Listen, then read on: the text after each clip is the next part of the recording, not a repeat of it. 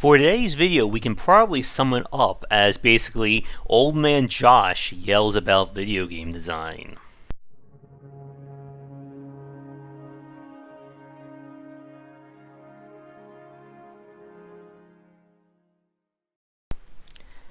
When it comes to the game industry, there is a certain level of romanticism surrounding making games for a living. And as we said before, nobody gets into games because it is their second or third job down the line. And that level of passion and creativity can be seen in all walks of development, from major studios like Rockstar, Valve, Nintendo, and so on, to smaller indie titles like Stardew Valley, Undertale, Forager, and so on and so forth. But there is this tendency of people, again, with this romanticizing, to not really understand the work that goes into making a video game, and they chalk it up to other elements. And today is kind of the first part of what could very well be like a multi-part kind of depressing talk about video games. But there are a lot of people who look at video games as this magical element, this unquantifiable force that nobody can ever understand or, dare I say, tame. And when I use the term magic there, I know a few of you know what we're about to talk about. But earlier in 2019, there was a major expose done by Kotaku on BioWare and the cascading failure of Anthem. And what really chalked up to was just basically multiple warning lights going off about that design that everybody chose to ignore. And in that piece, they brought up this idea of BioWare magic. Again, this unexplainable force that magically finishes games, squashes all bugs. It gets multiplayer finish in less than a day. And other elements I'm sure all the developers watching this right now can agree to. But as the title for today's video is, there is no such thing as magic when it comes to game development. And we've even used this term before to describe many of the juggernauts of the game industry.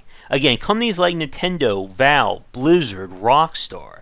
Companies that have become so synonymous with quality and major releases that they are the movers and shakers. Recently, by the time you're watching this video, E3 2019 wrapped up, and many people are arguing that Nintendo kind of stole the show from the other major publishers. And like we've said, we've used these terms, like, the Nintendo secret spice or BioWare magic to kind of describe these companies, and that is very detrimental for everyone involved. And again, many people will not look at these games or look at these companies further. They will just chalk it up again to, we can't explain why Nintendo did really well with Smash Brothers, or it's a gosh darn mystery why Red Dead Redemption 2 was released. I guess we'll never figure it out. And this is very detrimental to everyone involved, from critics and consumers and to developers, when it comes to learning about game design, and more importantly, being able to understand why something is working or why it doesn't work. From the consumer and critic side, we've seen people in the past choose to outright ignore or downplay issues with games or with companies as a form of either favoritism or being a fanboy or girl. And this doesn't help anybody improve when you willingly choose to ignore problems with a game. For those of you who are longtime fans, you've heard my stories of developers refusing to talk to me because I mentioned problems when I reviewed their games. Now, from a developer standpoint, this is even more hazardous to trying to become a designer or grow as one. As we've said many times before, there are a lot of developers out there who do not understand, or they refuse to see the work that goes into a game being successful. As we've said, there are plenty of people who will just say, just make video games and you'll be successful. But so much that makes a game become a hit occurs behind the scenes, And unless you've actually followed that company or actually worked there, you will never know or comprehend what happened to make that game a success. And again, this goes back to our point for today. Many people don't understand why Left 4 Dead was a great game, or why so many people enjoyed Super Mario Odyssey, or Smash Brothers, or StarCraft, or pick any one of these games. They will once again just say, oh, it's a Valve game, so it's going to be good.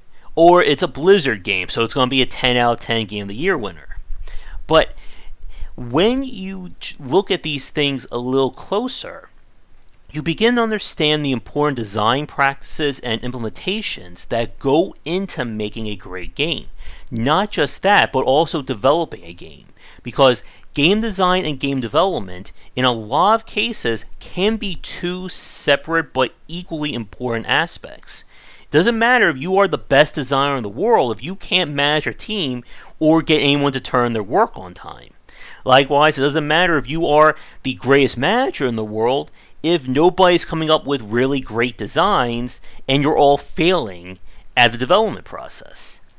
But again, when we look at game design as a whole, you have to understand that there's a lot that goes into games that it's not just by chance or by, rolling a crystal or, looking at a crystal ball or rolling dice to determine how your game's development is going to work. And like I said, a lot of people either refuse to see that or don't understand that. And that occurs, again, in all aspects, both, again, the consumers and the developers.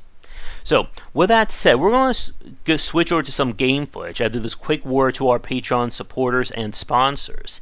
And I want to talk a little bit more about how it is dangerous not to look at a game or look at other games with a critical eye as to why they succeeded or failed.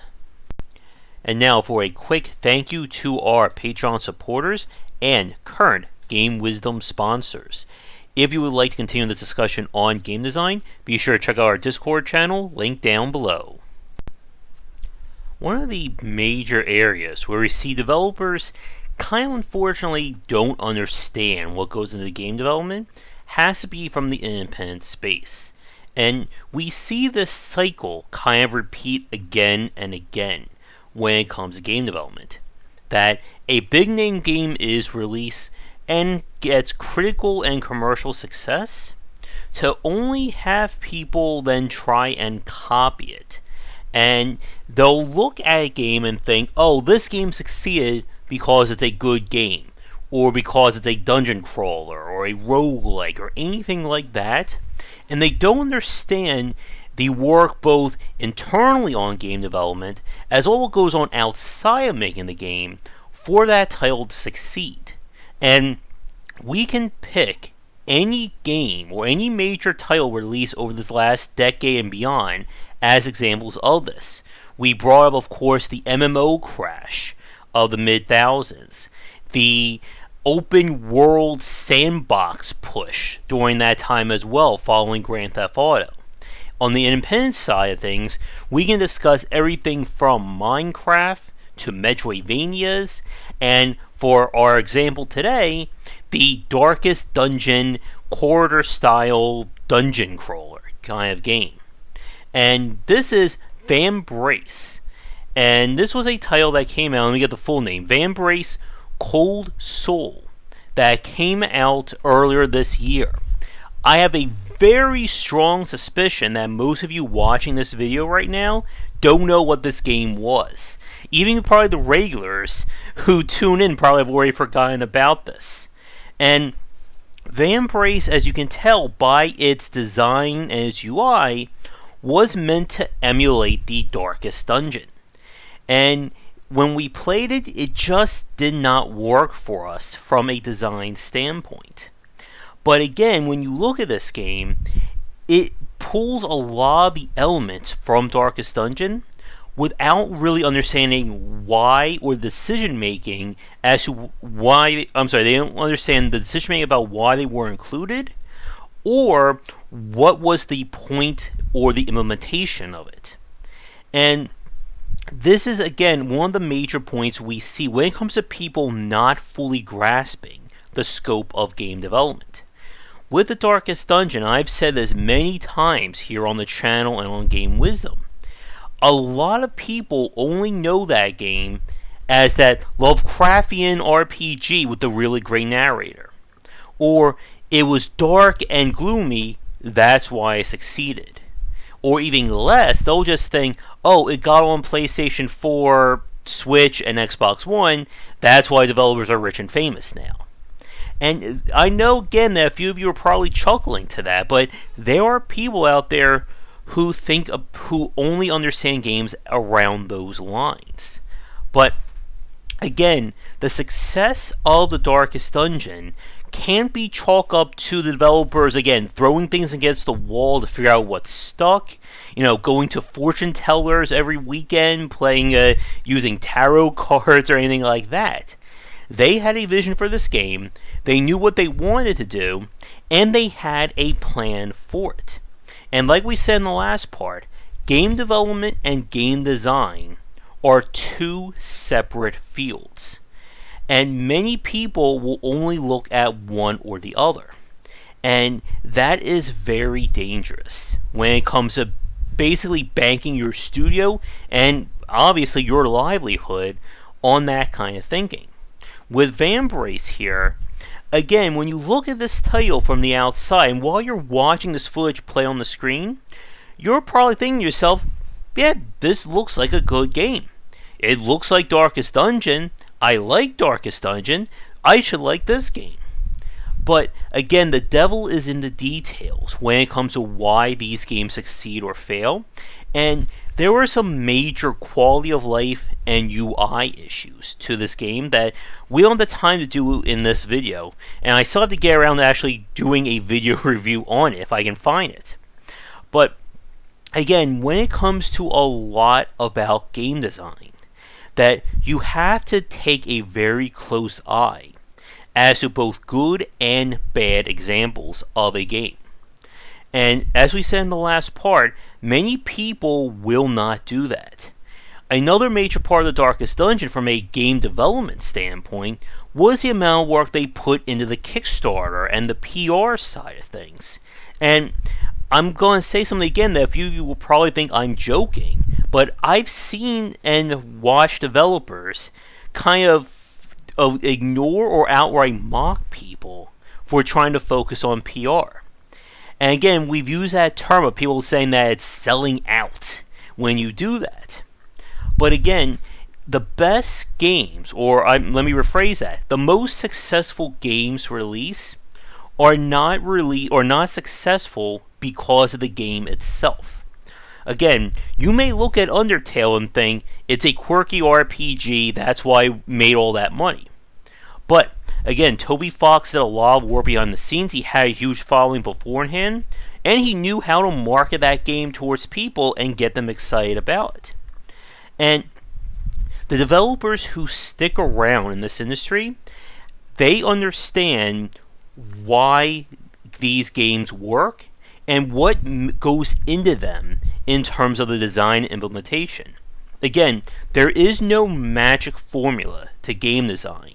You can't just say Nintendo succeeded because they're Nintendo, or Blizzard, or Valve, or pick any one of these studios. And I think there is a greater problem here to discuss when it comes to kind of, again, the actual work that goes into making a game.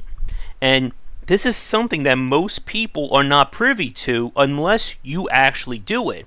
Or in my case, I talk to people on a regular basis who make games for a living.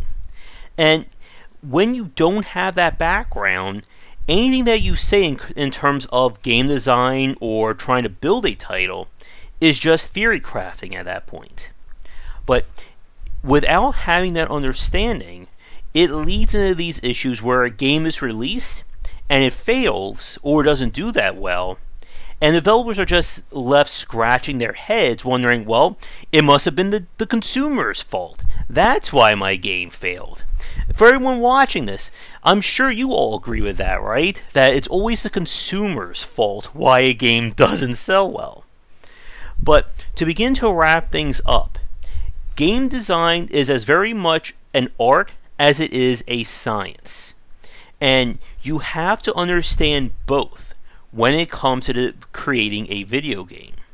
You may have the passion to design a title that's unique, but do you have the craftsmanship to actually make something that people want to play?